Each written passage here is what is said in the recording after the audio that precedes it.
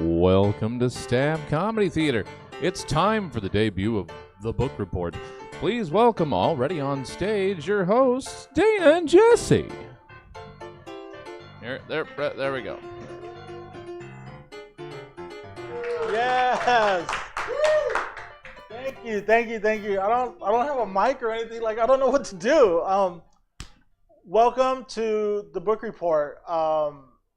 This started off as me just needing more attention, and I was like, what can I do? And I love books. I still love books today. And one of the I hated school. I was a terrible student.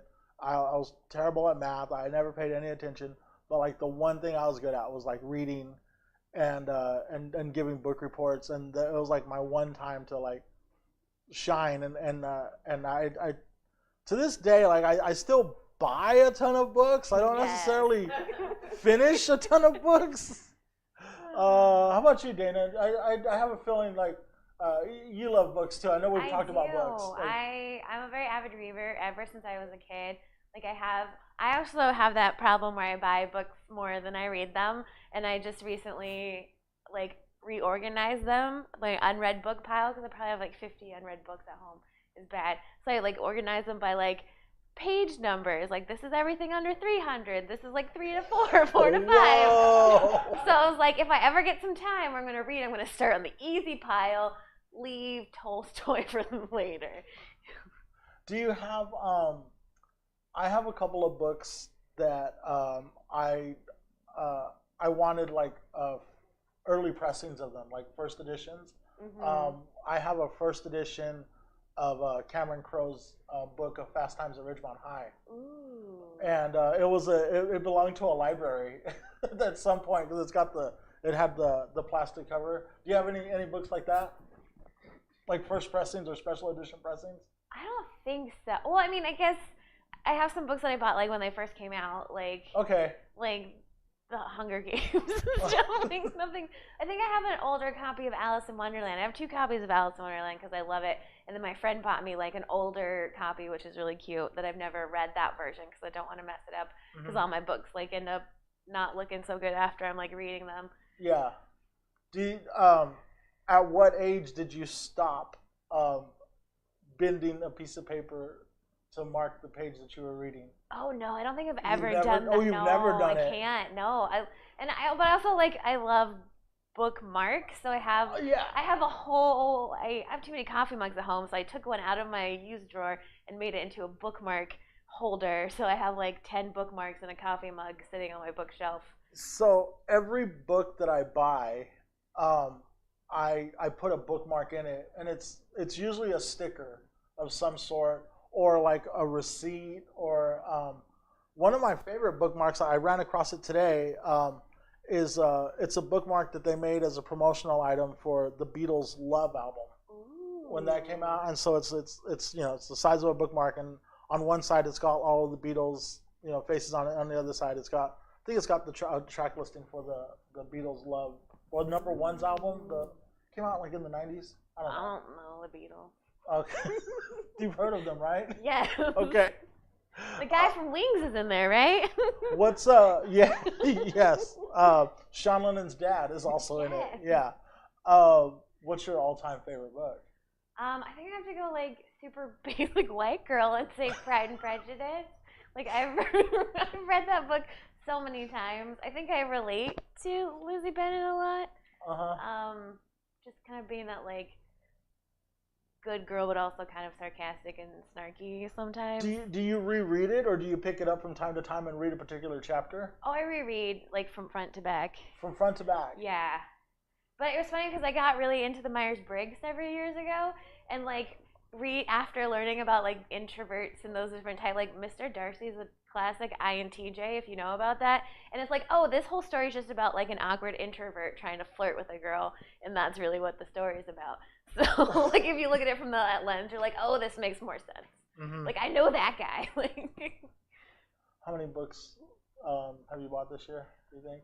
Did you ever make yourself stop? Yeah, I've slowed down. Well, because what happened was I had so many to read books. Then 2017, I was like, I'm going to read one book every week because for an avid reader, I have an average reading speed. So I read 52 books in a year.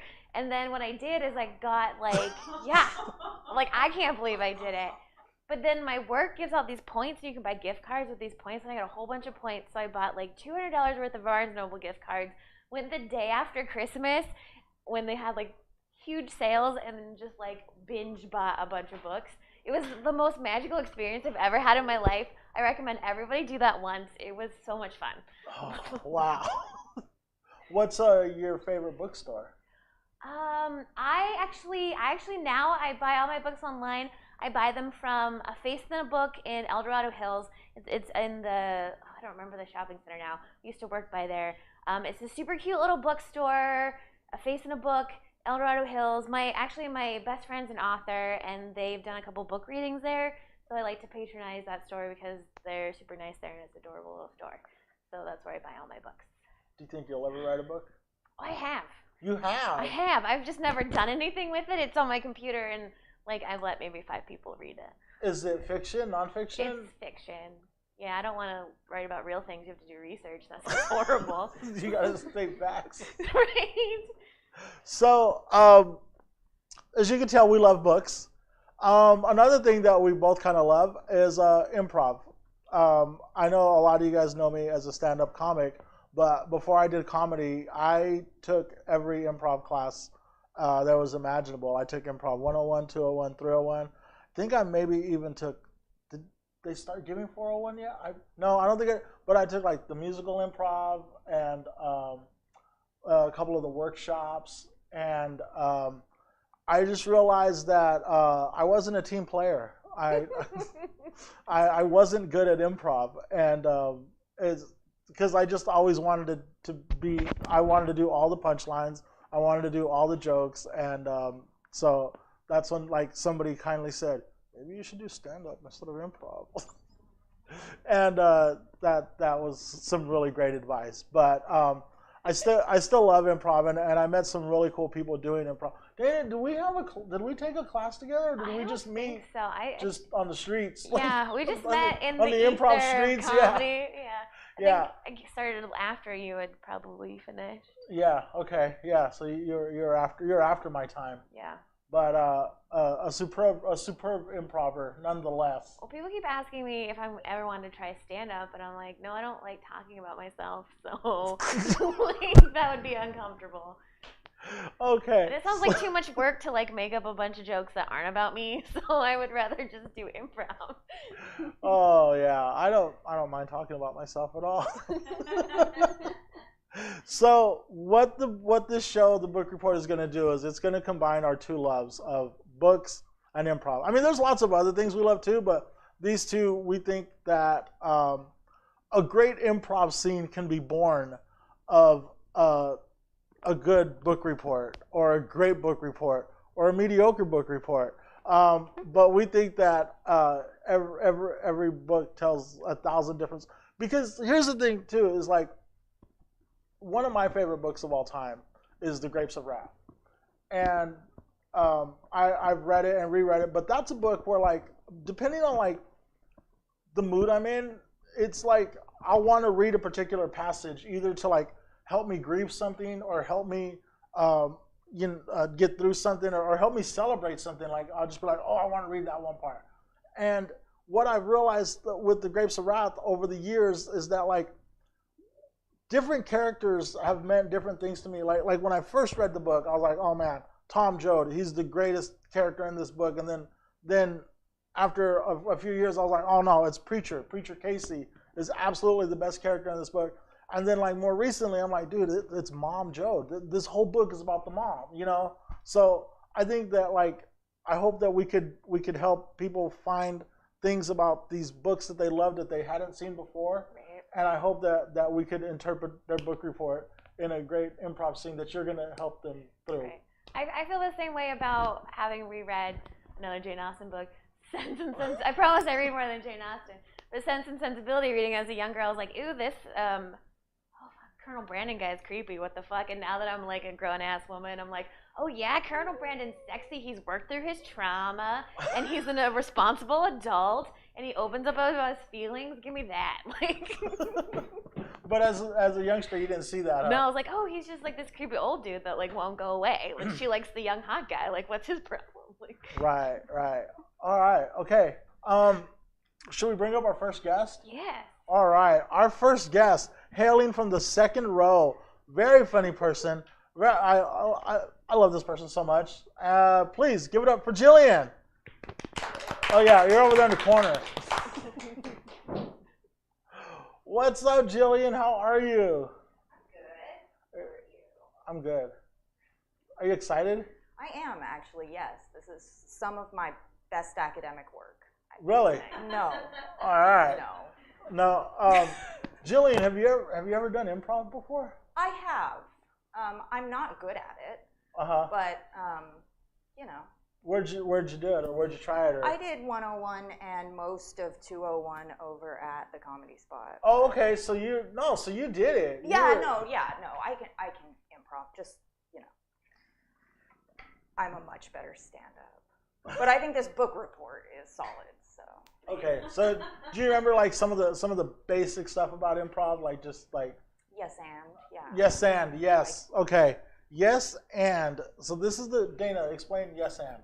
So the premise of improv is you're gonna go along with what the other person is saying, and you're just gonna add to it. So the idea of yes and is say yes to what the person is giving you. So if they set up that you're an alien in an ice cream store, you're an alien in an ice cream store. You're gonna take that. Then the and is like you're also gonna add to it, so that you're giving each other something to work with and play off of. Yeah. So like the yes is like you're acknowledging what the person is saying, and maybe that's why I wasn't good at improv, because I have been told repeatedly during breakups that I am not a good listener. I mean, just the other day I was told, you're not a good listener. I'm like, well, I'm listening now, and this isn't sounding good. So the yes is like you're acknowledging, okay, I heard what they said, and is what I'm going to add to it, right? So like one example I always love to give of not yes and is I one time started a scene of like, it was something like, honey, let's go to this pizza restaurant. And my partner was like, I hate pizza. And it just fell apart because there was she heard me, but they didn't agree with, they went in another direction, and it kind of just fell apart. Mm-hmm. So what else would you say is important for the novice improviser? I know that this is hard to hear as a stand-up, but don't try to be funny.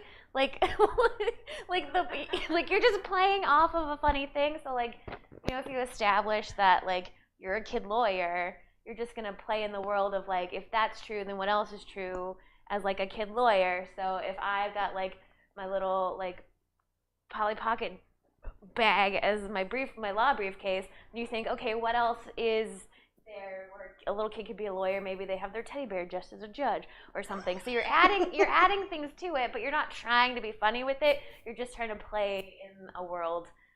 So it's kind of like fan fiction. Bringing it back to the book report. You're making out your own fiction about the world that you're in. And an improv scene, it's what is it like? You establish what are those? Yeah. So like I do a lot of pattern based. So like the person that starts the scene will set up like, this is what we're playing, what funny game we're playing. We're playing a game of, you're a squid baker, or you're, selling cardboard boxes like they're really cars or something like that. And then the other person is going to play in that funny world and again like talk about, if this is what's happening, what else could be happening in this world. So you're going to kind of hit that same pattern. So it's kind of like I'm trying to bring this in like a stand-up thing. So like you have a stand-up punchline, you're going to keep coming back to like that same, your punchline is like your game, and you're going to try to come back to it. Is your that premise? Yeah, your premise. There we go. I'm like, is that? You got to say words they know. Right? Is that a thing? I don't know much about stand-up, so I'm trying to relate something I don't know. And don't worry, because Dana will launch you into your scene, and then you just fall into her arms and just make great improv. Okay. All right, You guys ready? Yeah. Jillian, any questions, comments, concerns?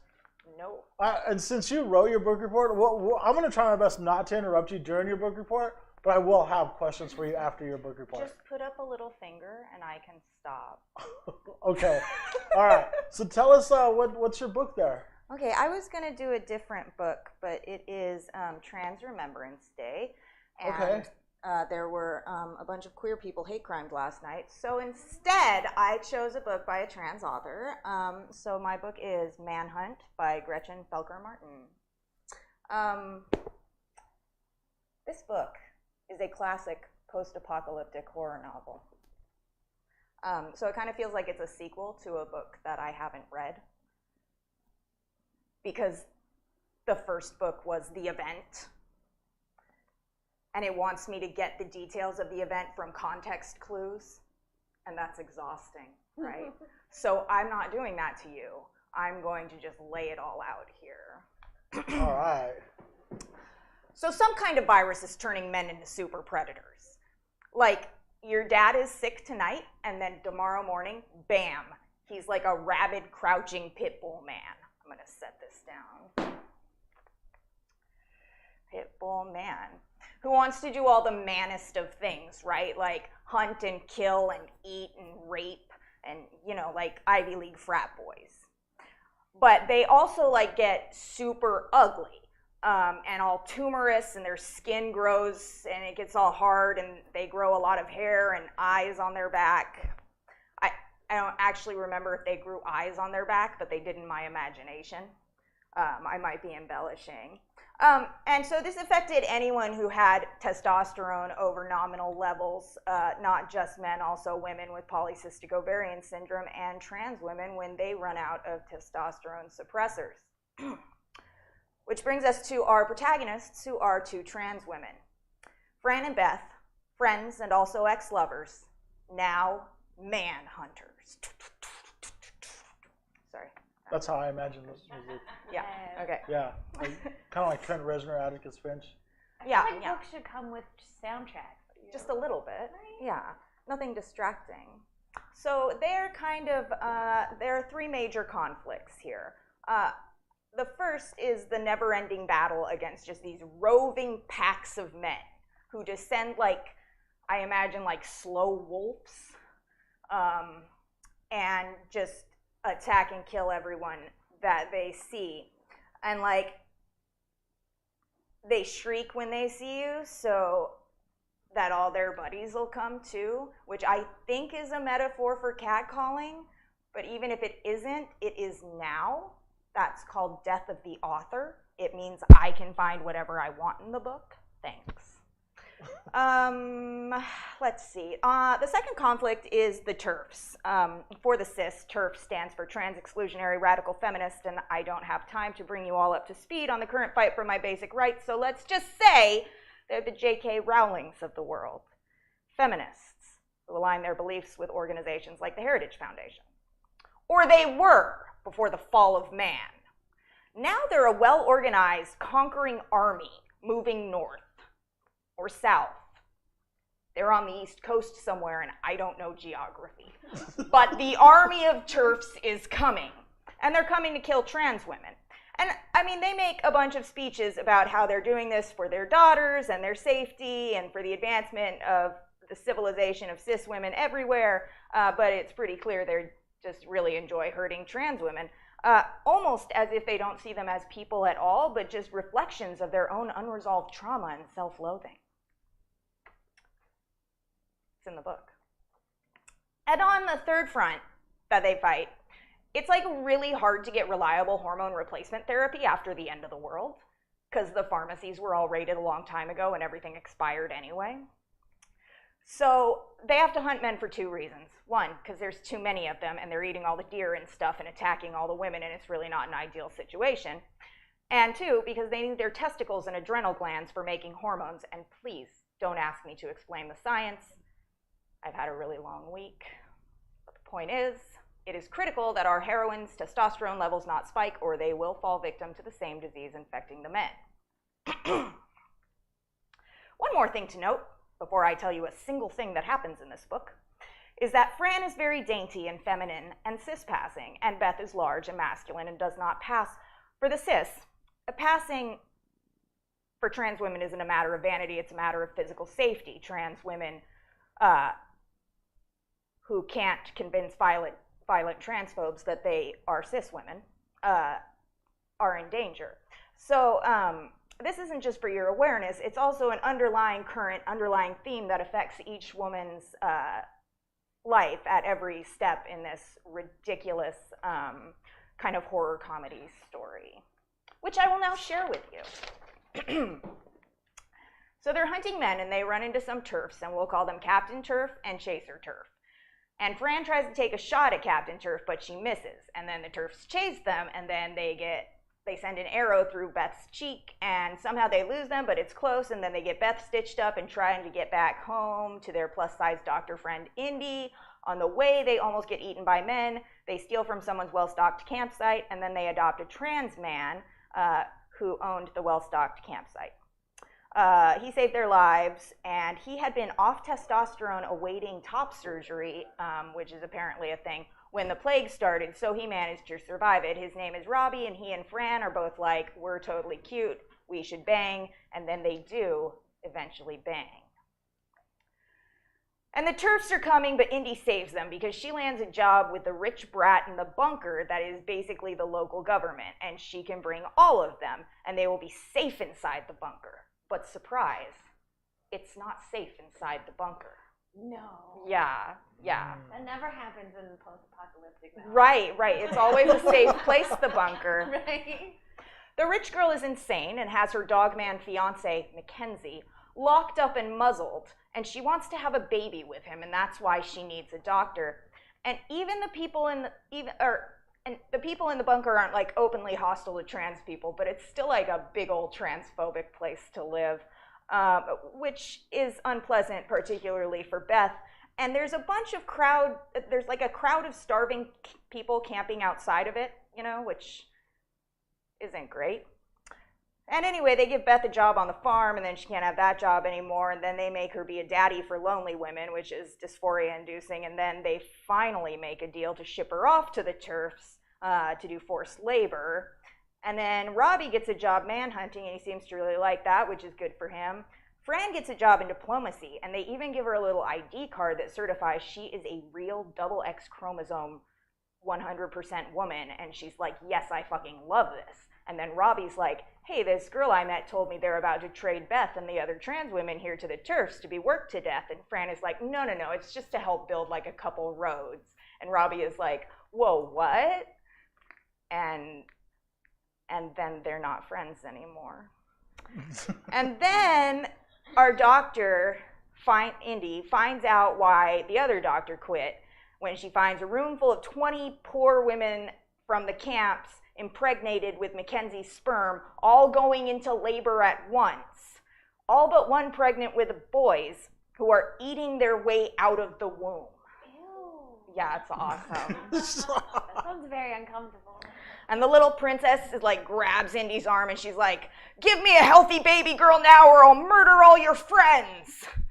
And she tries to murder our friends, but they all escape their murders, and they have this van, and they go back to the bunker, and they take over the bunker with this group of trans infiltrators who have really been doing all the work, like behind the scenes of the book. And I think it's just weird to have the story focus on basically 3 idiots who get caught up in it. But get lucky. So let's see. The trans infiltrators have been planning to take the bunker back for a while, and they gave food to the camping people and stuff, and they pick up Indy, and they murder the lady and her dogman husband, Mackenzie.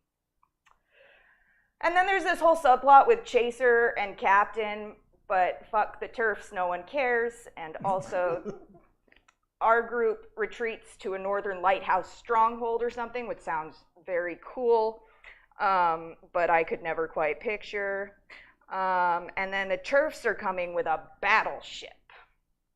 And due to the convergence of the aforementioned subplot, Fran, who came to her senses when she was clocked and almost killed, was able to get a laptop of subterfuge onto the battleship.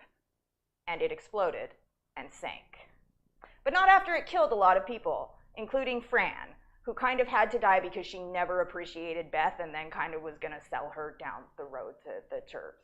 So Betrayal. yeah. So Beth and Indy, who are in love now, by the way, that also happened, stay with the new trans group, and Robbie hikes out with someone else to look for his father's people or something, and the Captain Turf escapes, and I think that's the only mistake that they made, because I feel like she should have died. That's the end. Thank you. Woo!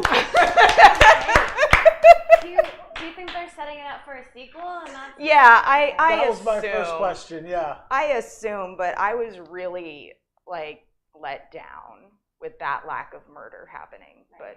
You want the stupid bitch to But right. murdered at the end of the book. Were you turning the pages knowing you were close to the end and like, wait, I'm not about to get the ending I want. Is it gonna happen that quick, or you know? Yeah. Like there was a lot happening at the end. It's a very chaotic scene. I feel like it'd make a great movie. I feel like, in fact, it was written to make a movie. Yeah. Like, you know how some novels just like, it's like would be so easily adapted. Uh-huh. I don't know, but anyway, it was actually a pretty fun read. Pretty How old is this book?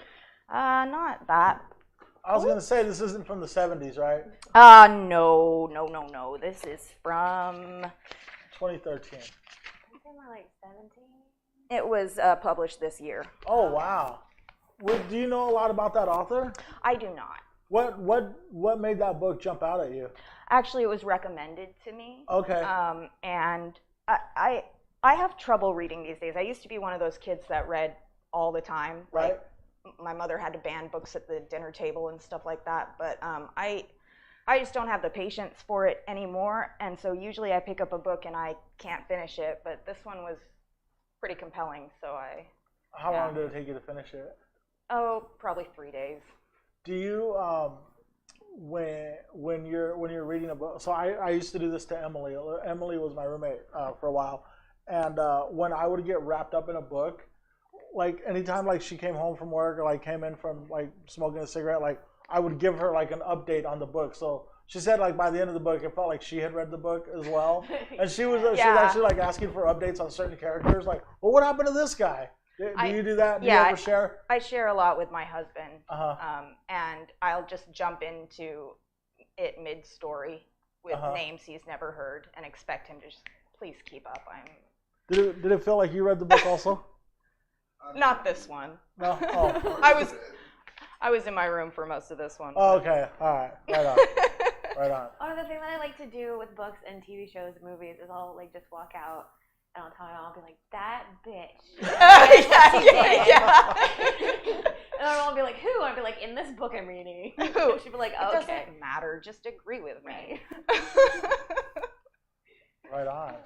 Dana, you got any more questions for her? Do you think you got enough for her? Yeah, I think I got an idea.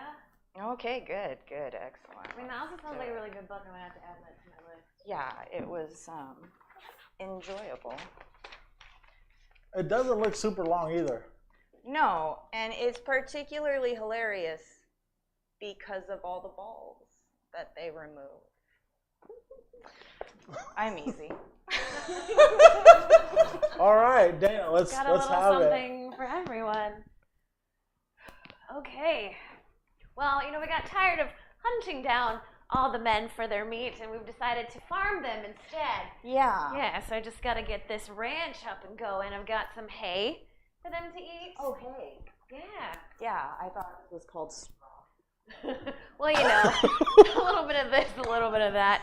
Okay, we can't, I do have to set up this milking station over here. We're not quite milking milk, if you get what I mean, but we got these little tubes are still going to work. So we want to make sure that they're clean, get the nozzles cleaned out. Oh, okay, and what do we do with the milk? Well, we're going to sell it to the neighbors that come down, and we sell it by the pint.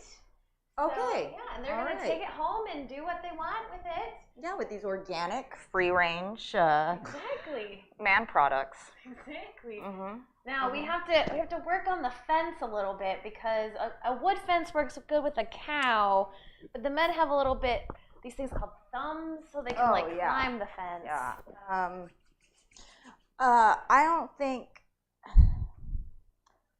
I don't know how to. We could just use metal planks. Oh, I like it. We got some of those ridgy ones over here. Mm-hmm. You know, the big planks with the bumps. Oh yeah, some. Yeah, no, I know what you mean. Okay, I'm just gonna. It's this stuff. Yeah, let's do it in a pile over here, and we'll go build the fence later. I love knowing the words of things. Right. Okay, well, I think that should definitely hold the men in. How many packs are we bringing in? Well, you know, some of them work well with others, and some of them don't. So we might have to take some of the more unruly ones and put them in small stalls. And I'm thinking we got some of these leftover horse things that you put on their faces so they can't look around because, you know, looking at things makes them angry. Right, no, that's probably smart. They also get angry when the eyes on their backs get dry. So I'm wondering if we should get a bunch of Visine. Oh, that's a great idea. If we could just order some down from some down from the store. Okay. Would you like me to do that? Oh, that would be great. Let me get you some cash here. Thanks. Yeah, see, we have decided to get Canadian money now because it still has a woman on it. Because we don't want none of that old white man money that America has. Yeah, no, that's garbage. Yes. Yes. We might feed it to our man channel as roughage. Oh, they'll like that. Yes. They'll like that. Good boys. And scene.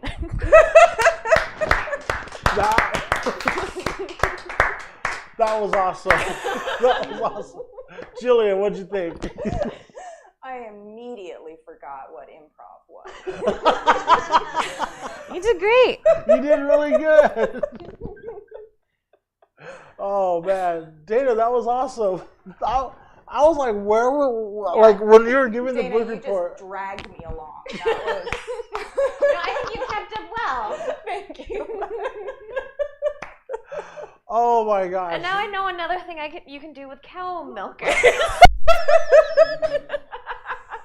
Sometimes I worry about my brain. Oh man, I was like, wow, that just like right from the jump, that was super duper. That was awesome. Jillian, that was great. I enjoyed it. I thought that was a perfect fan fiction for. Oh, that's a good way to describe it. Yeah. It's where the smart woman is moving in the future. You know. Awesome. Well, Jillian, thank you so much for being our first brave, I want to say contestant or guest on the book report. All right. I'm going to give that one an A+. Yeah. Thank you so much. Next time you come back, we will give you 2 stickers. Okay. Yeah. We lacked the stickers this time. All right. We're going to bring up our next guest.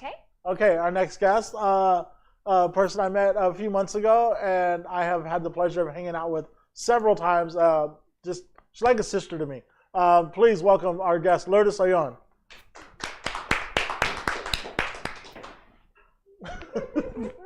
Hello. How you doing, Lourdes? I'm doing good. I'm super excited to be here. Are you? Yeah. Are you nervous? Yes and no. Yes, because I don't know what's happening. I feel like not prepared at all, other than I know the book. And no, because I know the book, right? So it's a fun book and should be easy. But so, have you ever done improv? I'm glad you asked that question.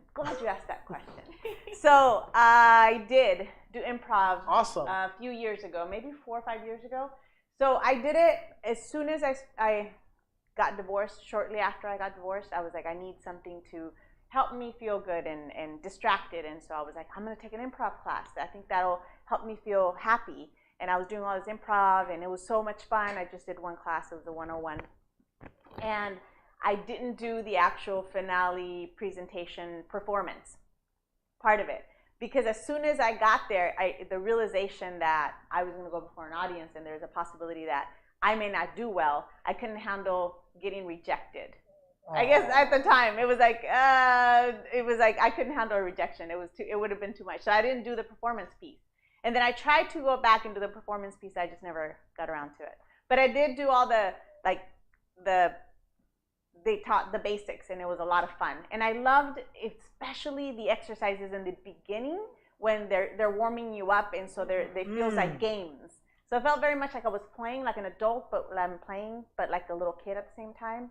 Like act like this, or act like this animal, or what would this vegetable sound like, or look like, or move like. And I enjoyed doing those pieces. I've definitely taken the like improv games and made my coworkers at my corporate job do them because it's funny. I know. I feel like those are great party games. I wish I could have written them down and remembered, but I don't remember them right now. But Where you said that was how many years ago that was? that was like 5 years ago. That was 5 years ago. Yeah. So do you think the today Lourdes today would have done the graduation show, or do you would you still have that fear? Yes and no. I feel like yes, because it's scary. Because I don't know, you know what it feels like. The scary part was like, you know, when you get tagged in. I feel like no one would tag me. Like I feel like, but guys, come on. Oh, that's some like, childhood stuff. I was reliving some trauma, so I'd be scared that I get tagged. Or like I think the performance piece, like coming up with something on the fly like that is scary. So I don't know. I mean, I can do it. So I'd be able to do it once I would be warmed up, but it'd still be scary. So the Lourdes today would go out there, and if I completely flopped, it'd be okay. I guess it wouldn't be as hard as it would have been 5 years ago when I was. You know what's one of the things? fragile. You know what's one of the things about improv, and you kind of touched on it right now, where you said that like that you wouldn't be have an idea or something like that. But to me, like one of the biggest things, lessons to learn from improv is like to trust your scene partner, because nobody wants you to fail, right? Dana, can you speak to that a little bit? Like, Yeah, so I mean, one of the things that we joke about is the big difference between like improvisers and stand-ups, or improvisers are very like supportive and stand-ups are all very like, we're in competition. No offense, because you guys are all lovely. I've met so many lovely stand-ups. I don't believe it. Well, I've heard of some, so I do kind of believe it. But yeah, like, because you're building something together, and I know plenty of people who are like I'm strong in the like, I have an idea and bringing it forward, like that's my favorite thing to do. But I know plenty of other people who are so much better at like supporting or being that sort of like grounded place to be like, what the fuck is happening right now kind of vibe. So like there's a different place and style for everyone. So even if you like don't have an idea, there's definitely things that you can do. And then sometimes it's just like, well, I have a half-ass idea that I kind of like. You just jump out there and trust the other person's gonna like build your idea into something more than what you started with. Okay. Yeah, a good scene partner is never gonna let you fail. Okay. Yeah, and then once you like, I feel like once you get over that hump of being afraid of that on stage, it really opens the door for you as an improviser. And I think Dana did touch on something pretty funny about improvisers versus comics. Is like, I know when it's a comic I don't like on stage and they're bombing, I'm just like, oh, this is great. Oh, this is great. Like I'll like be I'll be like texting my friends or something like, dude, they're bombing. Get in here. Or we'd be like after the show, be like, no, it wasn't that bad. This part was really funny. When you're like improv friend that has a bad night, and you're like trying to be like, no, it wasn't that bad. You're like, good set. So tell us about your book. Yes. Okay. What do you got? So, Jillian had this amazing book that's a lot longer than mine. So I didn't even write anything. I was just like, yeah, I'm gonna grab. So I have a children's book, right? And the book is called I Like Myself by Karen Beaumont.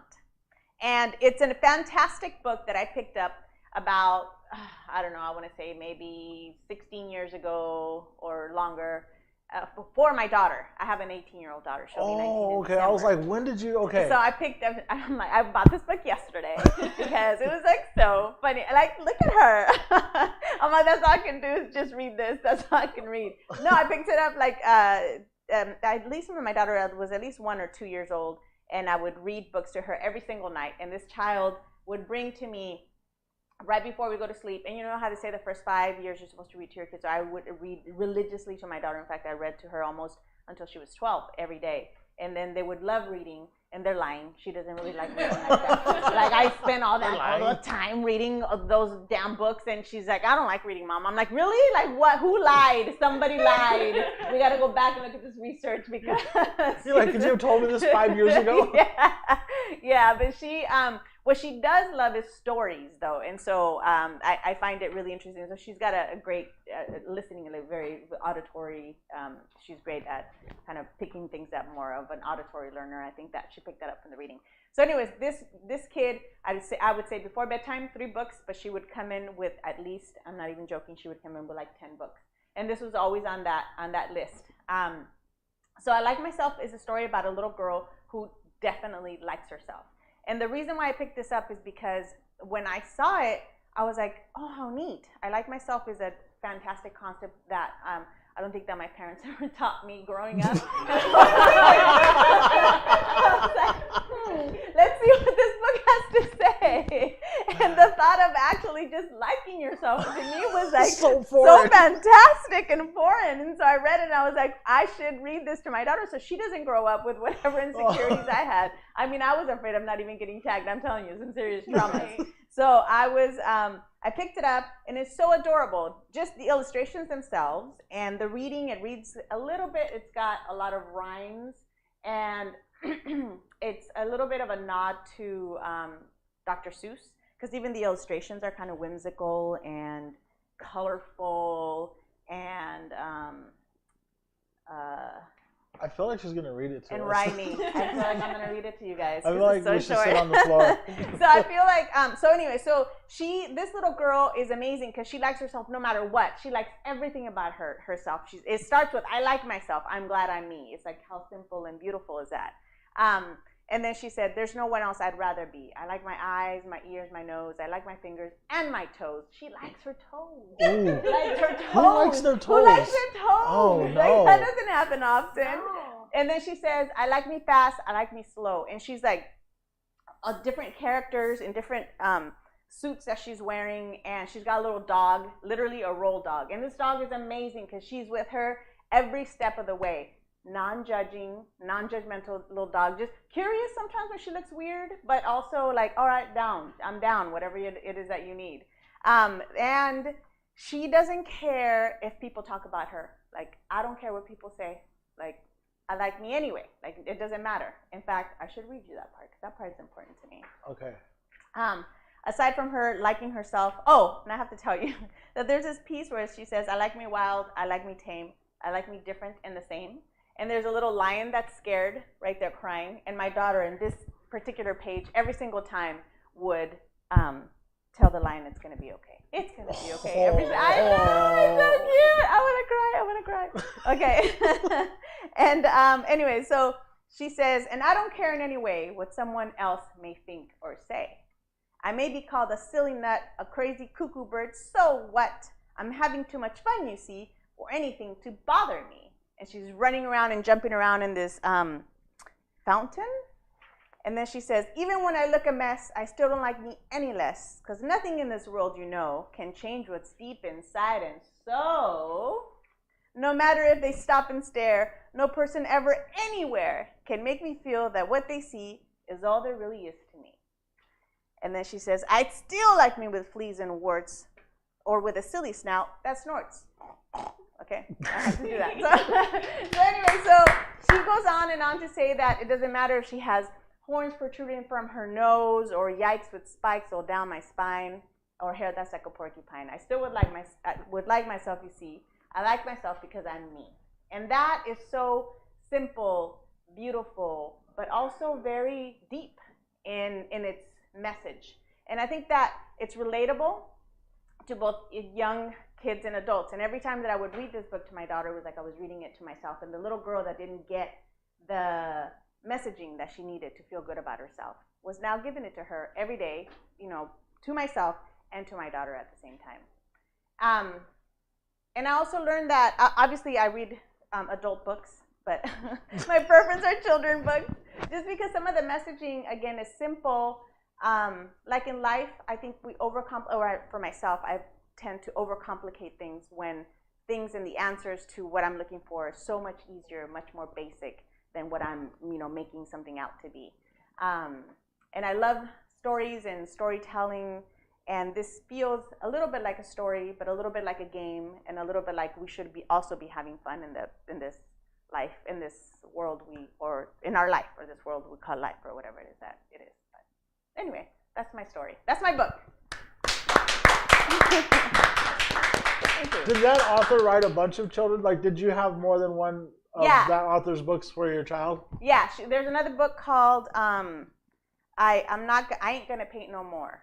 It's another little kid, another whimsical kind of a energetic, dynamic young kid who gets paints, and his mom tells him, you can only paint here, or hides the paints or something like that. But the kid grabs the paints and says, I ain't gonna paint no more. But he starts painting everywhere: the house, the clothes, the dog, the bathroom. He paints in the tub. He just colors everywhere, running everywhere. But the whole time he's saying, I ain't gonna paint no more, no more. And so I like it too because her stories have what feels like a song. And it felt like every time if I were to read a book to my daughter, I needed it to have some sort of a rhythm to it. Like this one, I could find a rhythm where I could feel the character and I could act it out and I could do the voice and I could do, whatever it is that I needed. I think that's why she liked me reading books to her. She's like, give me all these books. So it has a kind of rhythmical rhymes, and I really enjoyed the book. There's like 2 or 3 of them that I like. So, yeah. Awesome. Yeah. Dana, you got any more questions? Can we get a version of that book for me? For adults? I know plenty of adults that don't like themselves as much. Yeah. I like that message. Yeah. I thought it was a great message.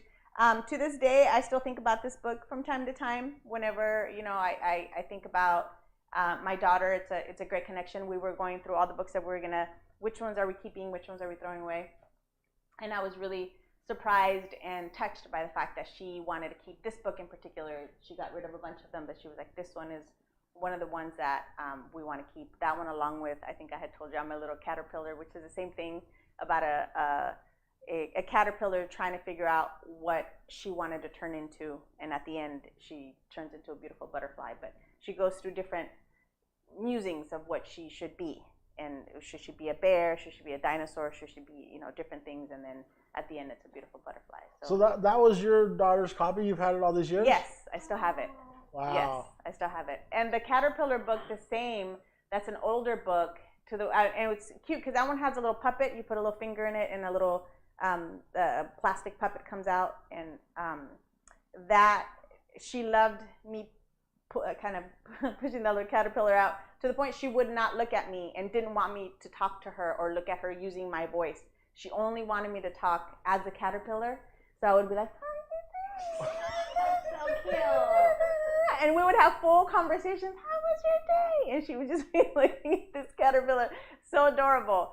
So when I went back, now she's at college, and I wanted to do this project where the caterpillar was taking selfies, asking her if she could go see her at college and go with her. But when I grabbed the book and I try to put my finger through, this sounds really gross, but it looks, you put through, the caterpillar fell apart because it's so old. Oh. And I almost cried. And so I went looking on Amazon or Forever, wherever I could find it, because I don't have the book anymore with the puppet. And finally found it, paid way too much for an old book with a puppet that was also just as frail and fragile, but I put olive oil and I brought it back so that it wouldn't break. And then I stuffed it with paper towels, and now it's kind of sticking out. And I tried to take pictures to send it to her, but it was really creepy. I was like, this doesn't look like a good project anymore, because the caterpillar was kind of distorted, because the eyes were off, and I was trying to take pictures okay, this is a good selfie, the good angle, and I looked at all the pictures, I was like, that's scary. I'm not going to send this to my daughter, so I didn't send it to her. But I did tell her that the other book had disintegrated, and she saw it when she came to visit right now for Thanksgiving, and she was surprised that I even found another one. But hopefully if we keep it that way and not, it won't fall apart. But yeah, we're trying to keep it. Maybe that could be like something she can give to her kids if she decides to have kids. Yeah. Even though don't think she's going to, but maybe somebody could appreciate those books as well. All right. Yeah. So that's it. You ready, Dana? Sure. All right. All right. Let's do this. Let's do it. Okay.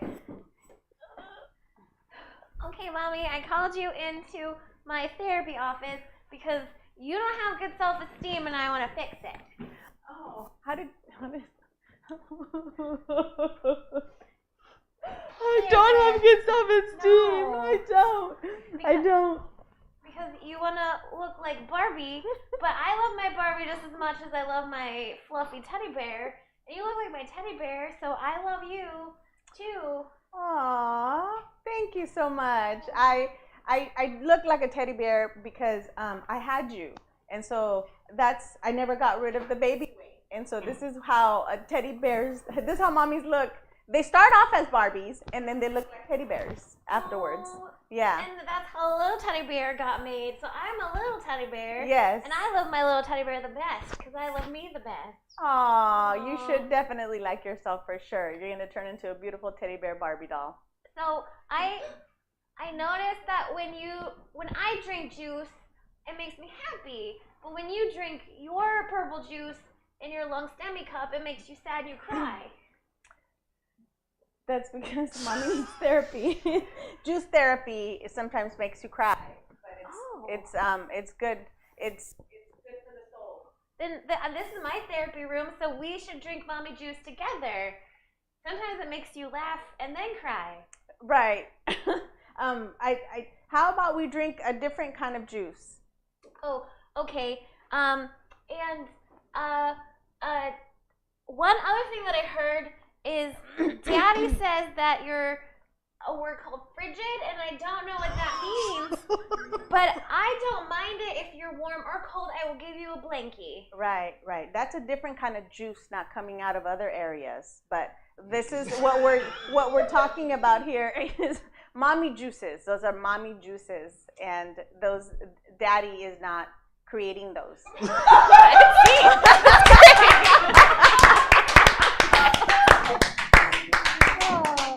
Oh, wow, that just went over. That was horrible. That was beautiful, yeah. Oh my God. Wow. I told my daughter to tune in. I really hope she didn't. I really hope she didn't tune in. I'm so sorry, Erica. Oh, folks, that's our show. We ended, well, I guess not with a bang. Because Daddy's not producing it. That's producing. Oh my God. I don't know what to do with that. No, that was I feel beautiful. so hot everywhere. Like, what is happening? Oh, thank you for tuning in to the first episode of...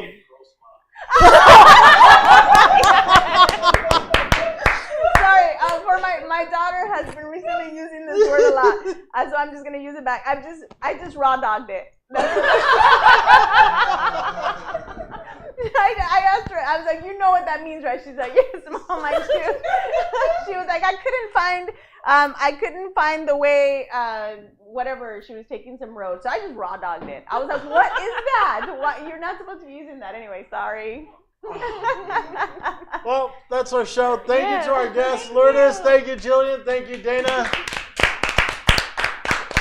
We'll be back next month, hopefully. Oh. Thank you, everybody. That is it for us. Well done, Book Report. Started off in a Check. Oh, no, the wrong place. Hold on. There we go. That's the fun. There we go. That is it for us for tonight. Check out stabcomedytheater.com for our so full rad, calendar guys. of events. That was We stream awesome. live, improv, Wasn't stand-up, that sketch, great? podcast, gaming, and music That was streams. so great. 6, 7 nights, depends on the week. Yeah. You guys just check out both the did calendar. super good. We're you going to guys get did great. tomorrow with Happy Time Can we get a Arcade group at photo 6. outside in the lobby? And Inside the Box Wednesday, and then Thanksgiving. Have a good night, everybody. If we have who's left? Yes, we've got some folk here online still. Let's find you a place to go. How about Comedy Hub? You know what? Keep your comedy night going. Hold on for the raid. We'll send you over to Comedy Hub and see you back here tomorrow at 6. Have a good night. Hold on for the raid. Oh, that's great. Oh, that was so awesome, you guys. Both of you guys did so well. I did gross mom. I did, gross. Oh shit. Oh man. Let's see here. What's going on here with my camera? Can somebody take this for us?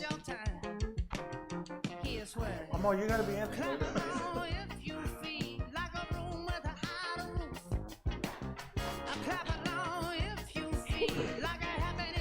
All right.